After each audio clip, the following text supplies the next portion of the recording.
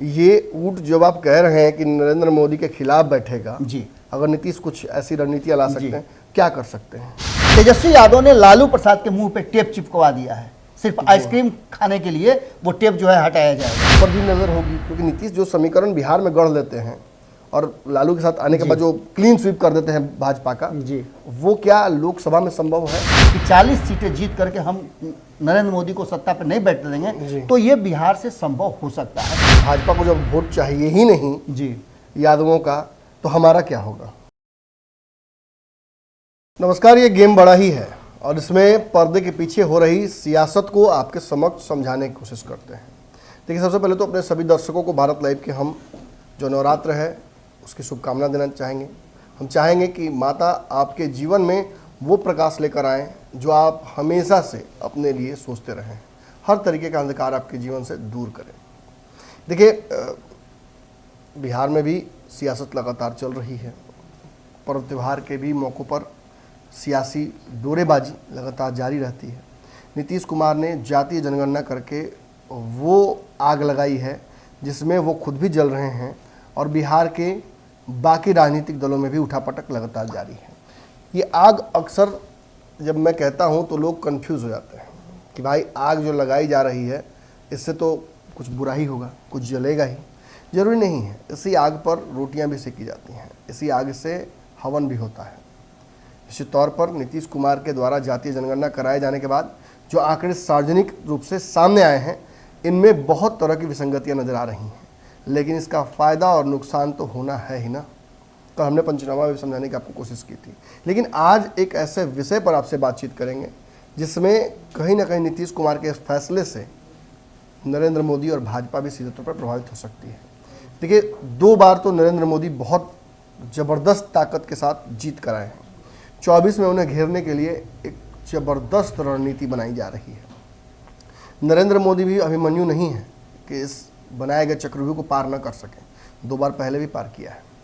पिछली बार भी यही दावा किया जा रहा था कि नरेंद्र मोदी फंस जाएंगे, लेकिन जिस तरीके से नरेंद्र मोदी ने इस चक्रव्यूह को लांघा पिछली बार और कहीं ना कहीं बेहतर रिजल्ट्स लेकर आए, इससे ये साबित होता है कि उन्हें रोक पाना मुश्किल नहीं है। लेकिन क्या नीतीश कुमार में वो ताकत है कि नरेंद्र मोदी को हैट्रिक मारने से रोक दें?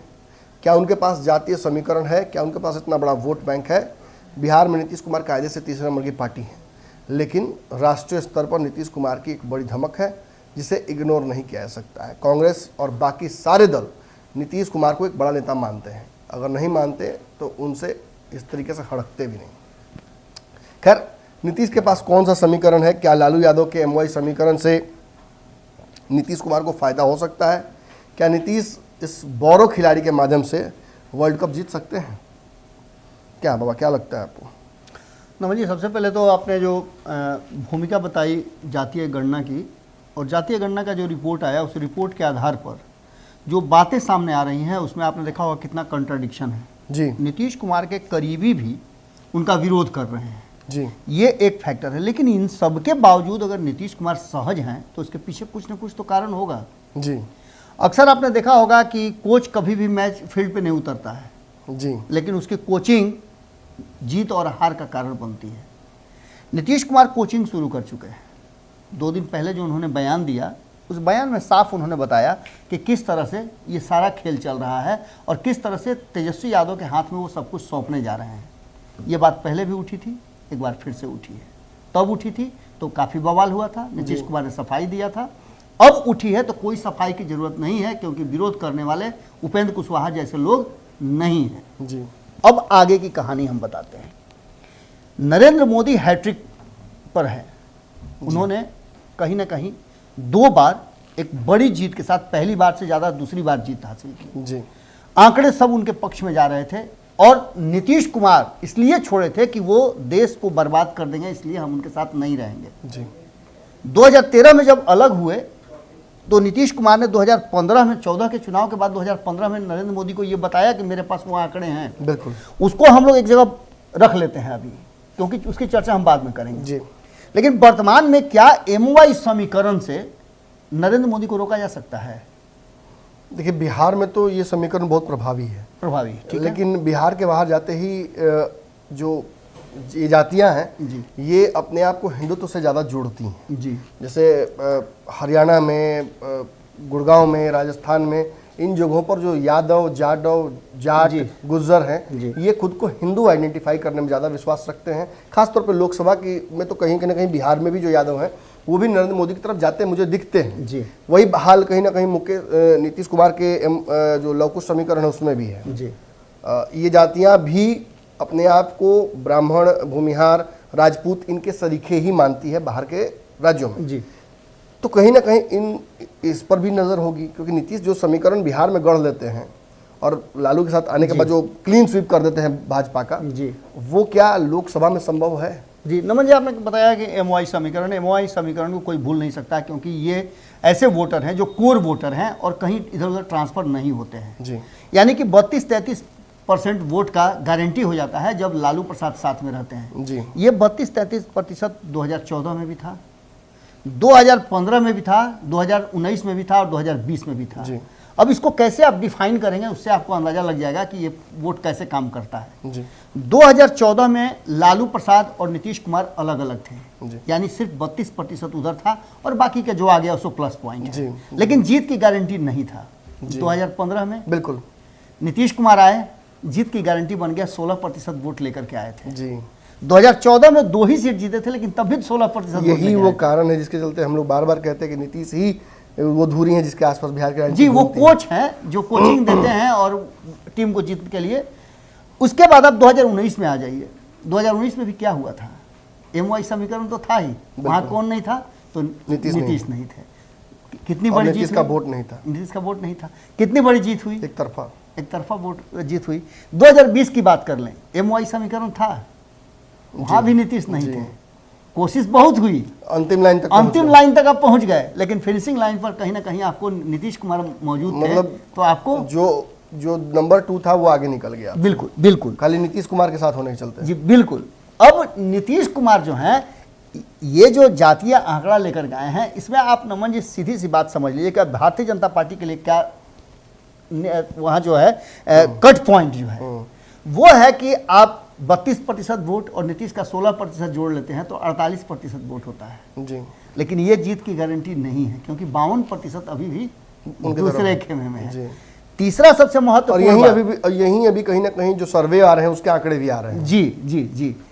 अब सबसे बड़ी बात यह है कि बिहार के अगर 40 सीटों में ये ऊंट जो है दूसरे करवट बैठ जाता है। एक समस्या यहाँ ये आ रही है कि नीतीश कुमार ने जिस तरह से लव कुश समीकरण के बीच में एक खाई पैदा हुई है, जिस तरह से अति पिछड़ा समाज नाराज चल रहा है, जिस तरह से भारतीय जनता पार्टी चाह रही है कि वो गैर यादव वर्सेस अन्य कर दे, ये भी एक फैक्टर हो सकता है।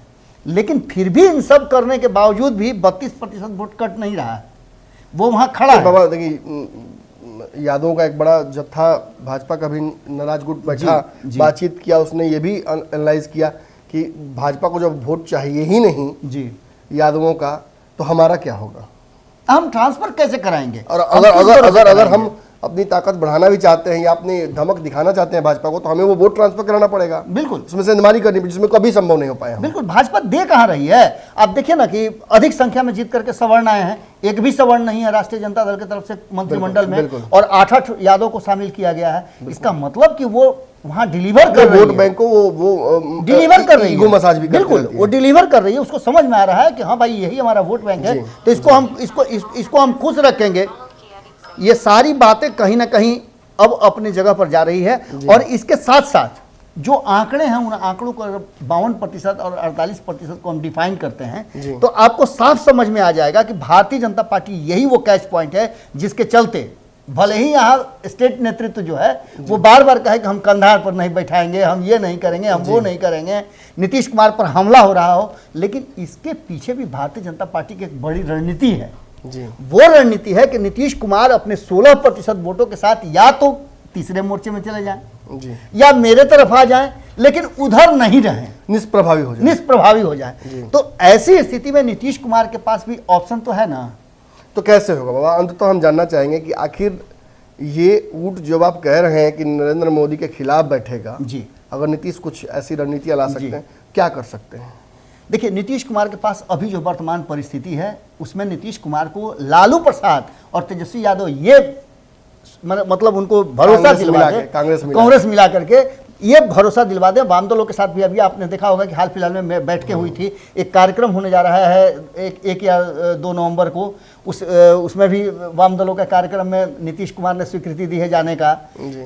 और पूरे देश भर में गठबंधन की क्या स्थिति है, INDIA गठबंधन की, वो अलग मैटर है। 1.5 महीना हो गया मीटिंग। बिल्कुल, लेकिन बिहार में इस गठबंधन को एक बार फिर से संजीवनी दे सकते हैं नीतीश कुमार, जिसकी शुरुआत लगभग हो चुकी है। जैसे ही उन्होंने कहा कि ये बच्चा है, अब यही सब कुछ दिखेगा, तो यहां से एक नई कहानी शुरू होती है। और नीतीश कुमार को यह भरोसा, जैसे ही इस बीच में एक घटना और घटी है कि तेजस्वी यादव ने लालू प्रसाद के मुंह पे टेप चिपकवा दिया है, सिर्फ आइसक्रीम खाने के लिए वो टेप जो है हटाया जाएगा, बाकी किसी काम के लिए नहीं। नीतीश कुमार ने ऐसा कर दिया है कि लालू प्रसाद के जितने भी सर्किल के लोग हैं जो बोला करते थे नीतीश कुमार पर हमलावर थे, जैसे शिवानंद तिवारी, अभी हाल फिलहाल में आप देखा कि श्याम रजक को, ये सारे लोगों पर कहीं ना कहीं एक कहा जाए तो मार्शल लगा दिया गया है और ये अपने बयान नहीं दे रहे होंगे। आप देखें पिछले 10 दिनों में ये लोगों ने कोई बयान नहीं दिया है।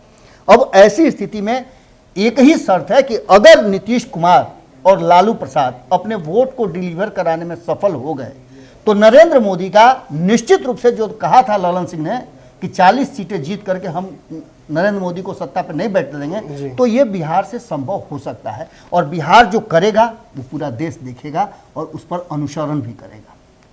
जी, तो कहीं ना कहीं ये समझाने की हमने कोशिश की कि आखिर नीतीश कुमार, ललन सिंह, तेजस्वी यादव, विपक्ष के और भी बड़े नेता जब दावा कर रहे हैं कि मोदी की हैट्रिक नहीं लगेगी, तो उसके पीछे रणनीतियाँ क्या हो सकती है। देखिए, कागज़ पर तो लग रहा है कि बड़ा मुश्किल है मोदी को रोकना, लेकिन रणनीतियों के तहत अगर इंडिया गठबंधन, जो बाबा ने कहा, जो मैं भी बात बता रहा हूँ कि नीतीश कुमार को आगे प्रोजेक्ट करे, तो नीतीश के आसपास इतनी ताकत है, नीतीश के ऑरा में वो क्षमता है कि वो नरेंद्र मोदी को चुनौती दे सकें और ये जो ऊँट है वो नरेंद्र मोदी के खिलाफ करवट ले ले। अगली कड़ी में जल्दी मुलाकात करते हैं। फिलहाल भारत लाइव पर खबरों का सिलसिला जो है लगातार जारी रहेगा। धन्यवाद। अगर ये वीडियो पसंद आई और वह बिहार के राजनीति और बिहारियत से सरोकार रखेनी तो सब्सक्राइब बटन दबा के चैनल के सब्सक्राइब कर ली।